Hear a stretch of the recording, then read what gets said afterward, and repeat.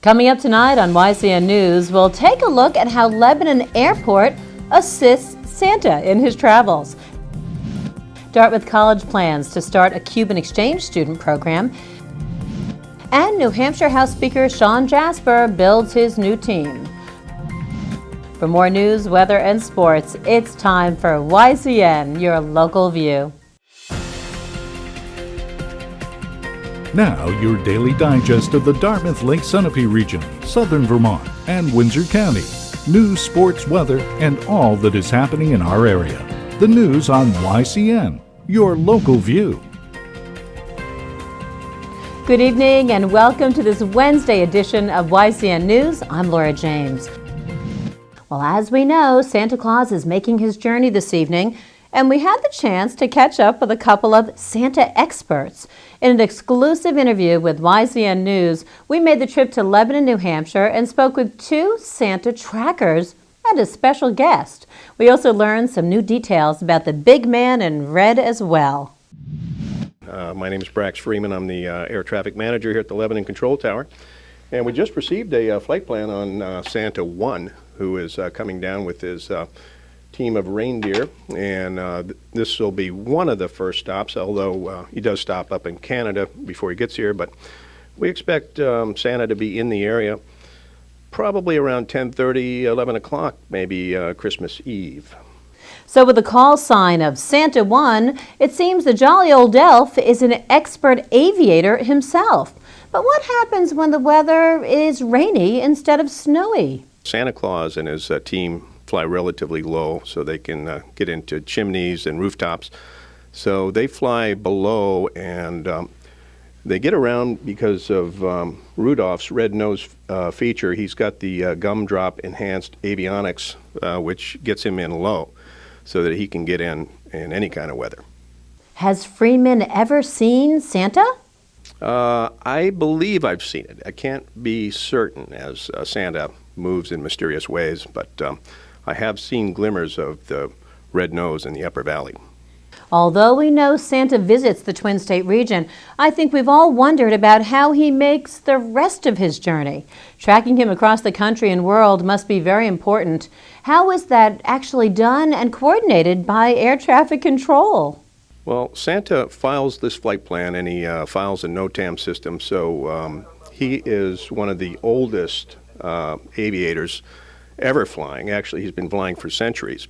So he has developed skills to maneuver around, and he's in contact with air traffic control, especially in the busier airports and cities. But we know where he is. He's communicating with us all the time.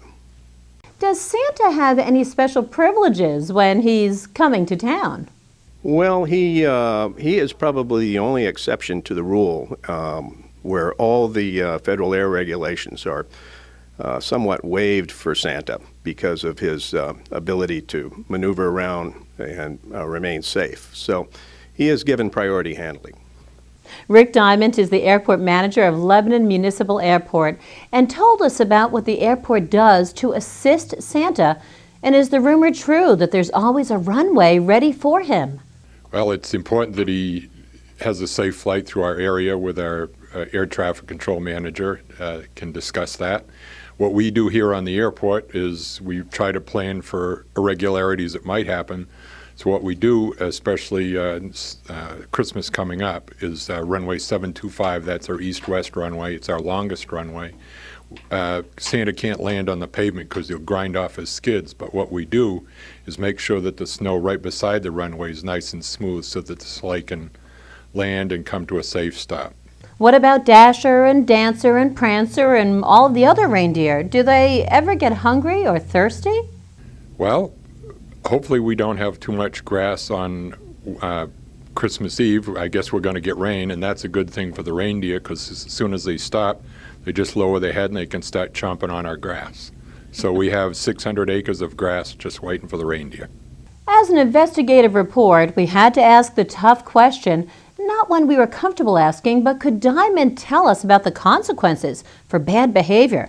Does Santa really know if we're naughty or nice? I mean, is it possible that Santa could pass us by?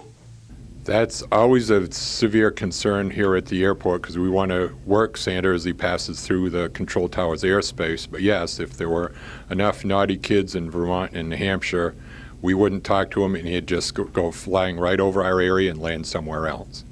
Cape Air is the airline which serves Lebanon Municipal Airport, and we received exclusive information from a special guest, an actual Cape Air pilot who had firsthand experience and contact with Santa.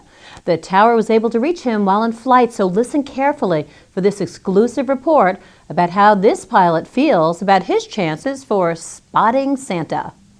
Oh man, I'd say they're pretty good. Even with the weather rolling in, I'd say that. Well, we're probably going to run into them. Not literally, I hope. Not literally, but we might spot them. Copy that. Is there any distinguishing characteristics of Santa Claus that you see when you're flying? Oh yeah, nice glowing light comes usually right off the back of the sleigh there. Usually you can see the trail for about a couple of miles at least. Awesome. Well, thanks a lot for the insight. And while we think of Santa as the elf who knows when we're sleeping, knows when we're awake, you know the rest, he knows if we've been bad or good, Braxton Freeman and Rick Diamond know him as the world's oldest aviator, with a lead reindeer who uses gumdrop-enhanced avionics and files flight plans all across the world using the most advanced aviation technology. So did our experts offer any advice to boys and girls in Vermont and New Hampshire? It was pretty much summed up in one simple statement. Better not be naughty. Be nice and be honest, and Santa Claus will take care of you. Well, there you have it. We should indeed be good for goodness sake, as Santa One makes his flight across Vermont and New Hampshire this Christmas Eve. Many thanks to our Santa experts at Lebanon Municipal Airport in Lebanon, New Hampshire.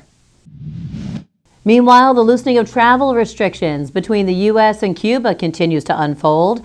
How an improving relationship between the two countries will trickle down to the Upper Valley is underway. Last week, President Obama announced diplomatic relations would be restored between the U.S. and Cuba after a 50-year freeze. Some plans may have already been underway. Exploration, including one set to happen next fall between Dartmouth College and two Cuban schools. Dartmouth, the Associated Press reports, is forming an academic exchange program with the University of Havana and the Casa de las Americas. For 15 weeks, a group of Dartmouth students and faculty will study in Cuba. The exchange could result in Cuban students studying at Dartmouth, Professor Lynn Higgins stated, who is also the Associate Dean of Faculty for International Studies and Interdisciplinary Programs. She may be overseeing this exchange. Recently elected New Hampshire House Speaker Sean Jasper continues to add to his leadership team. Jasper is naming two fellow Republicans to be his right-hand men. New Hampshire Public Radio reports these two include Steve Schmidt of Wolfboro to be the Deputy Majority Leader and Jack Flanagan of Brookline as Majority Leader. Republicans now control both houses of the New Hampshire legislature following the November general election. House members, also known as state reps, will meet in Concord on January 7th. That's the date of their first legislative session. Days after members of the Vermont and New Hampshire delegation separately urged Fairpoint Communications CEO Paul Sanu to work with striking workers, Sanu is firing back now, especially to Senator Jean Shaheen and Congresswoman Annie Kuster.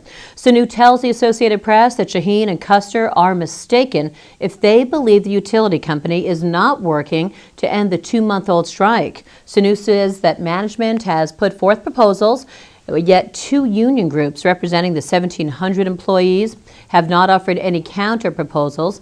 Employees not on strike are meeting customer needs in spite of the walkout and winter weather, Sanu says. Earlier, Fairpoint employees said the company is trying to turn good middle-class jobs into low-wage temporary positions. Pension and benefits are at the core of the disagreement. A note out to travelers who are going to be at or near the Root Hill Covered Bridge in Cornish this Friday. The bridge is going to be repaired. Town officials say, please plan accordingly as delays may occur. When YCN News returns, we'll bring you more news from our region. The YCN News continues in a moment. Welcome back to YCN News. I'm Laura James.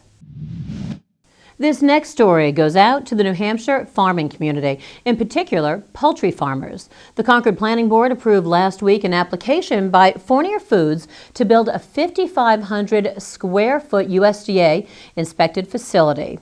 This plant will allow the state's poultry meat industry to expand and serve poultry farmers throughout the state. The facility will be built on a 20-acre parcel on Lock Road off I-93 at exit 16, reports the Weekly Market Bulletin. The bulletin is the publication of record for the New Hampshire Department of Agriculture. Over an 8-hour shift, 2,000 birds can be processed and prepared for retail and wholesale markets. Plans call for 3 shifts eventually. President of the New Hampshire Farm Bureau, Jeff Holmes, says this is a huge step for the state's agriculture future. Not everyone on the Concord Planning Board supported Fournier's plans. That's where the concern is. Public hearings and a review of the plans were held. Some East Concord residents feared odor from the plant. Yet Planning Board Chairman Jerry Drypulker, the bulletin notes, says to deny the application could put the city at risk for litigation by the applicant.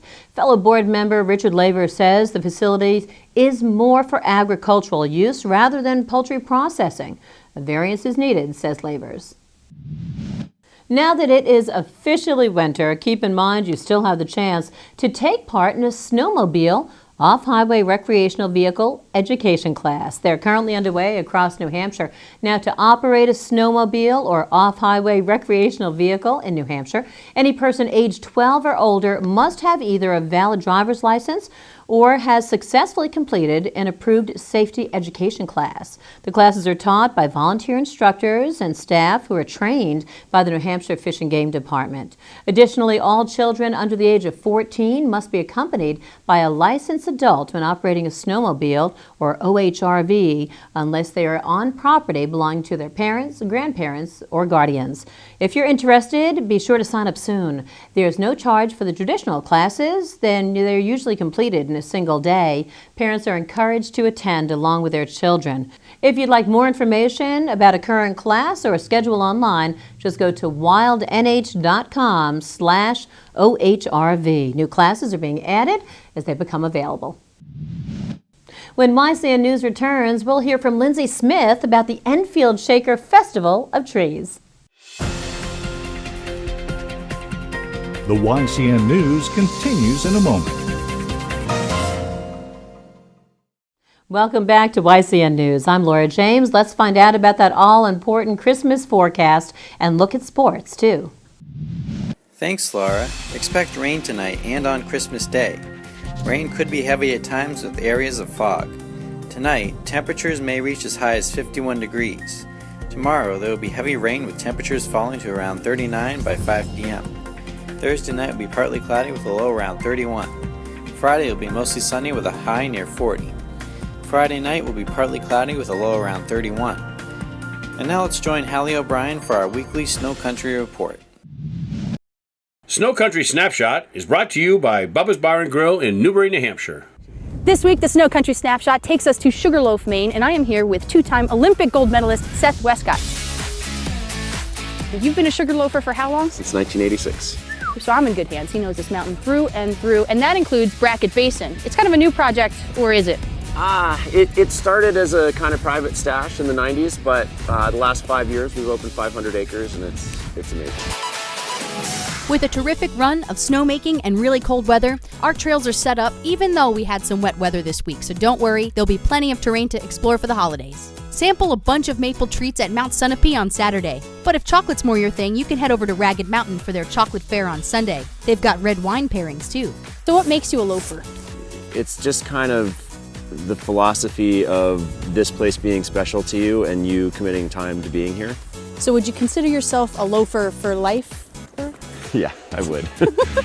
Okemo just opened their Rockstar Terrain Park, and that gives them 5 different parks with 44 features, large and small. Mount Snow and Stratton both have torchlight parade and fireworks celebrations for New Year's Eve. Spending the holiday in the mountains allows you to start the new year on the slopes. What's better than that? Epic Pal morning at Sugarloaf, thanks. Great way to start the day. I didn't even need breakfast. Head over to snowcountry.com for more weather and conditions, and we're going to go take a few runs. We'll see you next week. Later. Bye. Tomorrow is Christmas Day, but on the day after Christmas, there are still some holiday events to check out. There are 2 holiday light displays in our area. The first one is in Enfield at the La Salette Shrine from 5 p.m. to 9 p.m. Also, there is a Christmas light display in Claremont at 16 Francis Street from 4:30 p.m. to 9:30 p.m. Donations will benefit David's House. Remember, you can submit local events from your community by sending them to news@ycnnow.com.